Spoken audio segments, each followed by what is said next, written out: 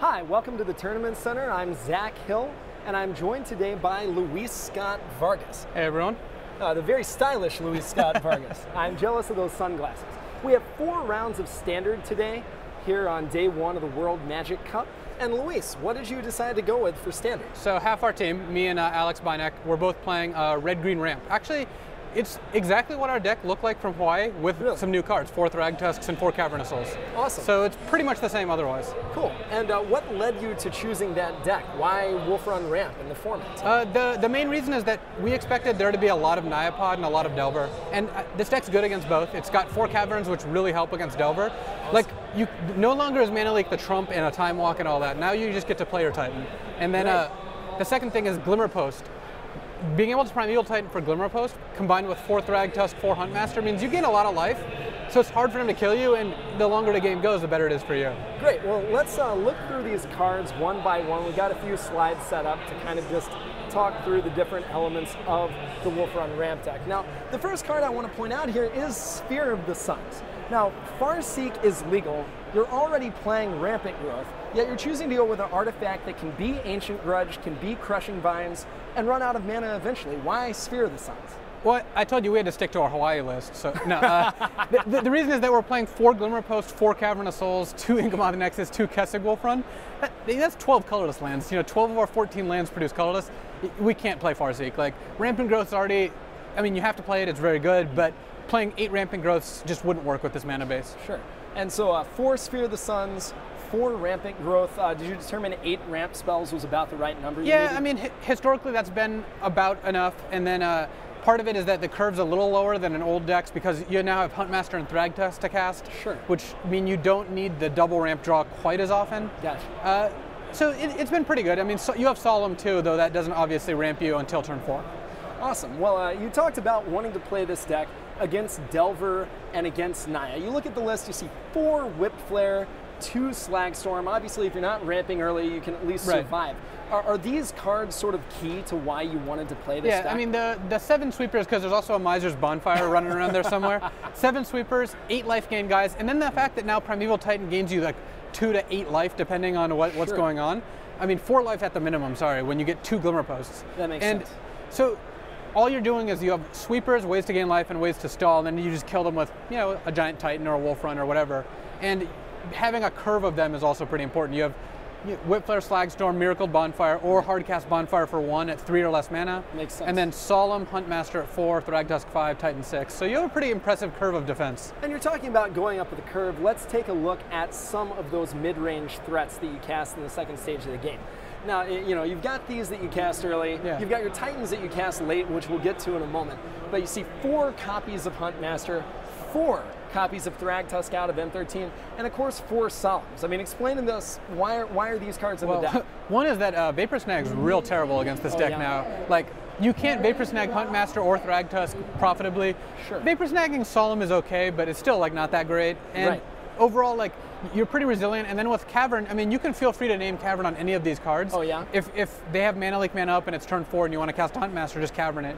Because by putting out a Huntmaster that they can't counter, they have to do something, and then you can play a Titan even if you don't have Cavern for it. So you've got a lot of resistance to Mana Leak, you've got a lot of resistance to Vapor Snag. Now, of course, the deck's called Wolf Run Ramp. There's a reason for that. Obviously, 4 copies of Primeval Titan getting out the deck's namesake card. Only 1 copy of Green Sun Zenith. Yeah, it used to be a 4 of in the deck. What's changed? Well, we played like 3 in Hawaii, I think, or 2.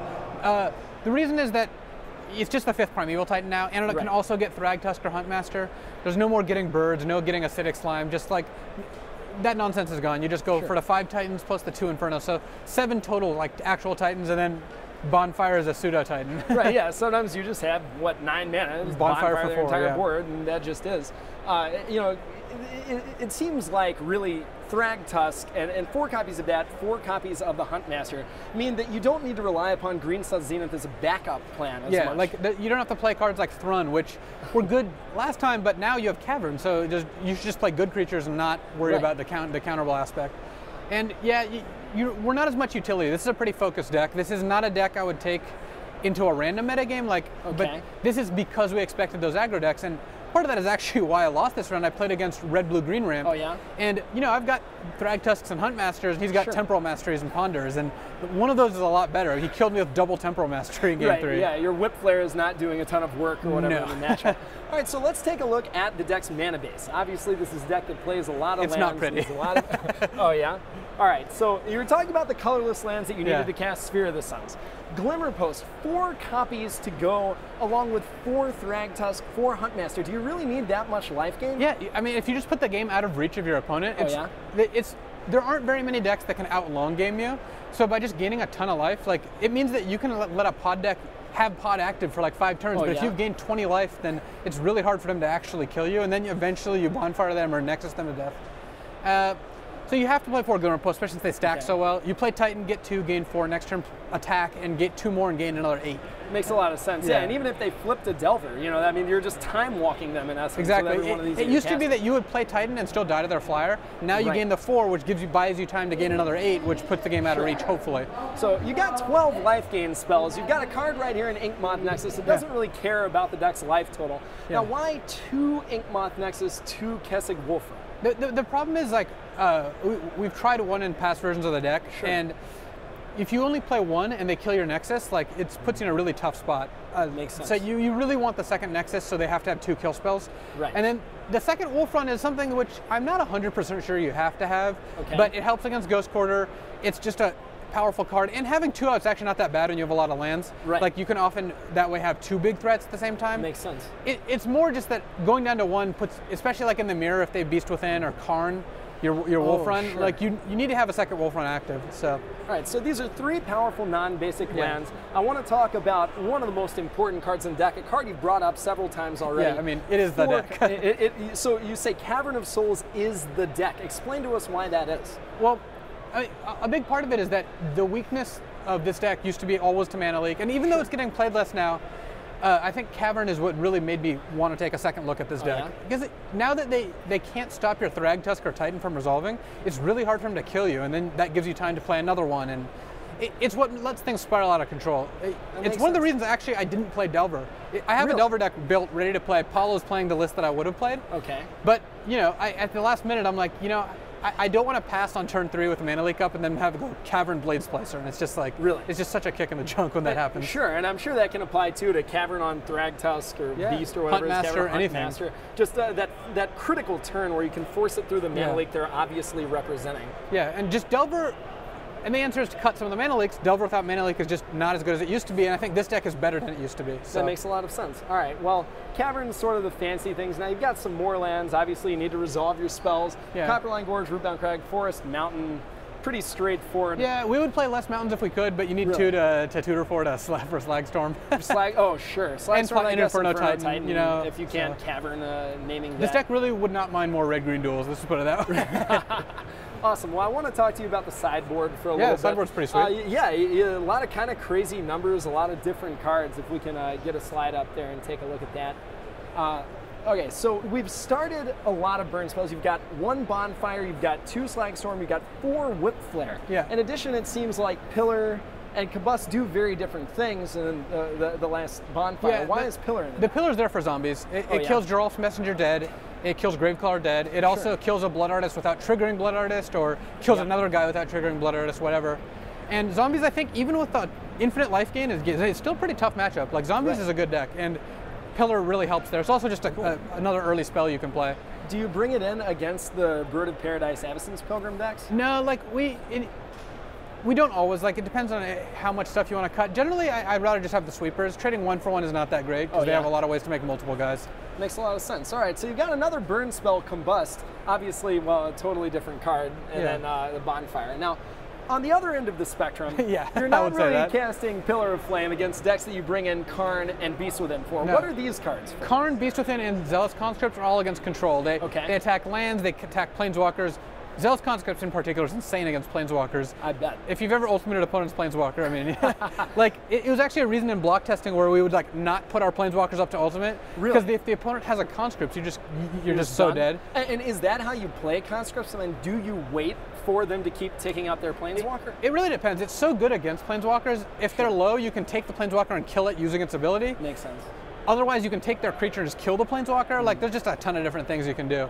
And then you got Beast Within, which is kind of like for the mirror and control, just to kill their lands. To I was going to say, is it like a bad Stone Rain? It's a bad Stone Rain that also kills a Titan or a Planeswalker. Gotcha. So it does a lot of things like not well, but that adds up to something that you want. That makes sense. And speaking of Titans and Planeswalkers, you kind of got a Titan Planeswalker in The Karn whole of Liberated. Hawaii testing, they laughed at me for wanting to play Karn.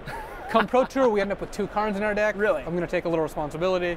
Awesome. And so yeah, the Karns I think are still good. They're Sure. the kind of trump you can accelerate into. All right, so you've kind of got your sideboard cards against aggro, you've got your sideboard cards against control, Yeah. then you've got a lot of cards it seems like are just tailored for more just specific tasks. We can take a look at those. Yeah. Now, 1 Ancient Grudge, 1 Crushing Vines. So How'd you arrive at the way those numbers came out is kind of funny. Where against the Delver decks with equipment, Crushing Vines is good because it's never dead. You can always kill a Delver or a Restoration Angel or whatever. And then Ancient Grudge is good, but you don't really want to draw 2 Grudges. Grudge is more powerful than Crushing Vines, and where you want Grudge, you would rather draw it than Vines some of the time. Yeah. I think having 1 and 1 actually kind of hedges your bets there. You can board in 1 Grudge against like a pod deck and be okay. There aren't that many decks where I want multiple Grudges in against, because 1 Grudge does all the work you need. You just want to draw 1. And I think that's why we end up splitting the difference there. Also, you play against a random trading post deck or something. Right. And then the 1 Garrux, just consider it another card in the previous group, which is against control decks, we just wanted another threat. Okay, so you just want to resolve a threat. You need 13 or whatever number Yeah. it is in the main deck. This is the card. that Another fits into the Conscript or slot. another Karn just doesn't work. You don't want a Okay. 3rd Beast Within, so just a Garruk is good. We actually had Makes a 2 lot for of a long sense. time. We just cut the last one for the bonfire. Cool. So- Well, now there's one more thing I want to talk about looking at Ancient Grudge and Crushing Vines, and it's previous episodes of this standard format environments very similar to this. They've had swords running around all over the place. Yeah. Yet I haven't heard anybody ask Kibler, for example, what his top 5 cards in standard are. Not one mention of a single sword, War and Peace or Feast and Famine. Yet you still see some Rune Body and Chanter's Mind? Pikes. You Or forgot Body and Mind. It's kind of a sword. Yeah. You make your opponent The snap 2-point cancel fifth mages, sword. but- yeah. Right, exactly. So, and yet you've seen, Birthing Pod, Artifact, Rune Chanter's Pike, Artifact equipment. Why has that changed around? Is that something you'll have to take into account when making this deck? Part of the reason is that the Delver decks are all playing 18 or 19 land, and Okay. Pike is much more deadly in those decks because you've got now the full amount of cantrips, 4 Thought Scours, 4 Probes, everything. Makes and sense. The Delver list that I was going to play today had 3 Pikes in it. So, Really? yeah, Gotcha. I think Pike does more what you want to do, and so given that was the main sword deck that was out there. Okay. Then the pod decks have kind of pushed like red-green aggro. Right. Like that's the deck that used to play 4 War and Pieces. Yeah, you know? exactly. And the pod decks are kind of better in that matchup than the red-green, so Sure. it's kind of pushed red-green out of the environment, which means that there aren't as many swords running around. Like I think we were going to sideboard 1 in our Delver deck, and Right. I think Kibler might have 1 in the sideboard of his pod deck, like Okay. that sort of thing. But yeah, there aren't that very many decks that you see that play 2 to 4 swords, which there used to be. Right.